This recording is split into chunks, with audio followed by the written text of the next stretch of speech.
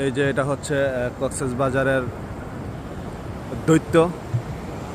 এখানে হচ্ছে কক্সবাজার আইসা আমাদের মতো যারা পর্যটক আমরা আসি, আইসা আমরা যে বিভিন্ন পানির বোতল বিভিন্ন কিছু খায়াই যে সমুদ্রের পাড়গুলাকে অপরিচ্ছন্ন করি, এগুলাকে পরিচ্ছন্ন কর্মীরা